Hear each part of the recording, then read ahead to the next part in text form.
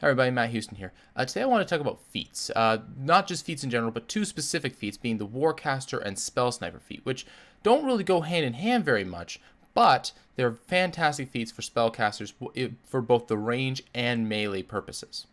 As always, feats are extraordinarily niche and typically only work in specific circumstances, though some are more generalized than others and only work well towards a build. Furthermore, typically if you are a spellcaster, you want to max out your spellcasting modifier before you take feats. There isn't a reason that you can't do it the other way around, of course, but typically having a higher attack modifier and a higher spell DC that your opponents have to try and save against is typically a better course of action than just taking a feat. So to start things off, we're going to start with the Warcaster feat. And the Warcaster feat, both of these feats are found on the page 170 of your player's handbook, by the way. And the Warcaster feat reads as follows. You have advantage on Constitution saving throws to maintain your concentration on a spell when you take damage. You can perform somatic components of a spell even when you have a weapon or a shield in one or both hands. And when a hostile creature moves to provoke an opportunity attack from you, you can use your reaction to cast a spell at the creature instead of making an opportunity attack. The spell must be cast in time of one action and must target only that creature. So let's break this down a little bit. The big thing about the first part is this is the reason that almost every spellcaster ever takes this feat. Having advantage on Constitution saving throws is extraordinarily good for concentration, especially when you take damage, which is the most common form of concentration break in the game. That isn't to say that it's the only means of concentration break, but it's the most common. If you get punched in the arm for 2 damage, you still have to make a DC 10 concentration check. That being said, most spellcasters typically have an okay constitution modifier. Maybe not great, but maybe not bad.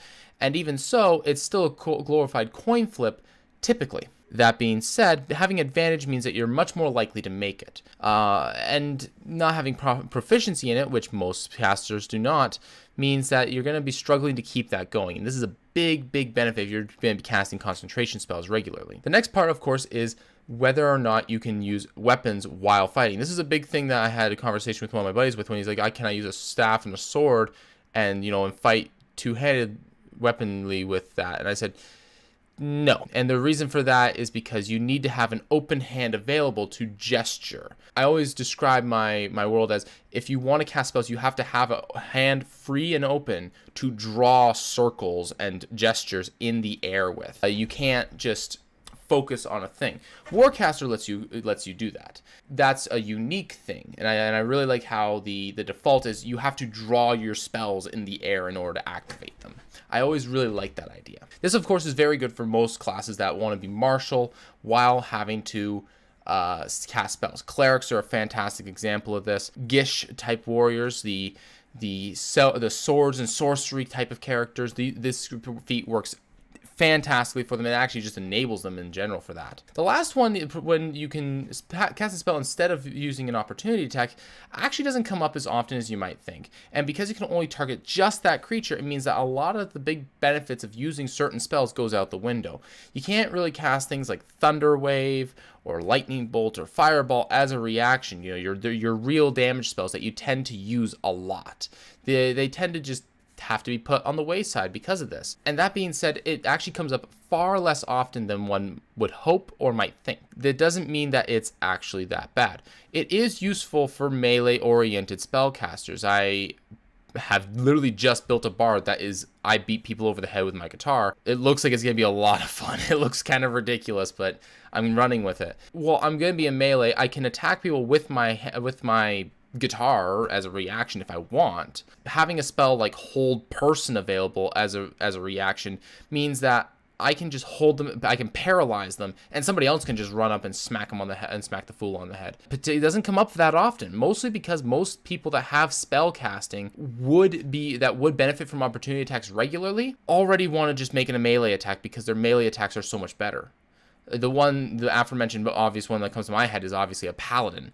Well, paladins don't want to cast spells. They want to make it a melee attack so they can just activate their spells on a whim and cast smite. That being said, this feat is, even the first part on its own is often considered to be good enough to take a feat for something like a wizard, even if he's going to be a backline blaster. Real benefit of having advantage on your Constitution saving throws for maintaining concentration is extraordinarily important, especially as the game progresses, where you need to maintain that concentration, where spells tend to make and break combats pretty often. That being said, let's move on to the opposite end of the spectrum, to long range, which is, of course, the spell sniper feat. And the spell sniper feat reads as follows. When you cast a spell that requires you to make an attack roll, the spell's range is doubled. Your ranged spells attacks ignore half and 3/4 cover, and you learn one cantrip that requires an attack roll. Choose a cantrip from the Bard, Cleric, Druid, Sorcerer, Warlock, or Wizard spell list. The spellcasting ability for the cantrip depends on the spell's list that you choose from. Charisma for Bards, Sorcerers, Warlocks, Wisdom for Clerics and Druids, and Intelligence for Wizards. So the first obvious thing is that this is going to look very much like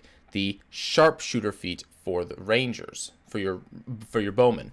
This is, of course, a very beneficial feat for them, and it's very powerful in that regard. Same thing with this. If you're going to be shooting Firebolts, Eldritch Blasts, and other attack-based spells very regularly, this is an extraordinarily useful feat. Not only do you get to fire it from, miles away, but you do get to have the fact where you get to, as long as they're not completely obscured from you, it doesn't matter. You're just going to have the regular attack, which is very, very good. The thing that makes a lot of people kind of look at this and go, that's a nice little add-on, is the additional spell. The additional cantrip is nice, especially if you don't have a lot of attack cantrips. A lot of people will pick a lot of attack cantrips at the beginning, but if they plan to take the spell sniper feat, they'll probably decide otherwise. I typically only take one damage cantrip at the beginning and take 2 utility cantrips if I'm allowed to. I will take as many utility cantrips as I can. I don't like having a lot of attack options with my spellcaster. I think one is plenty. And having access to most of your simple weapons, being able to just pick up a crossbow and fire it, is often good enough as a supplement to when your spells fail. Good old Firebolt is good in almost every circumstance in the early game until you can get to a later stage in the game where you want to throw out Ray of Frost or Poison Spray or Toll the Dead or whatever.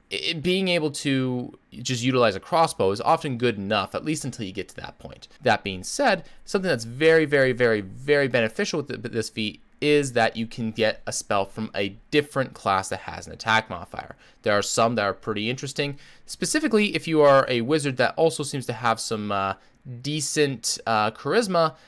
Getting Eldritch Blast is pretty good. Or a Bard, and you take this and you get Eldritch Blast. You got a really powerful cantrip now. By the way, I didn't mention this before, but both of these feats require you to be able to cast at least a spell of first level, which is quite reasonable. Being able to cast spells is a pretty good prerequisite for spell-oriented feats.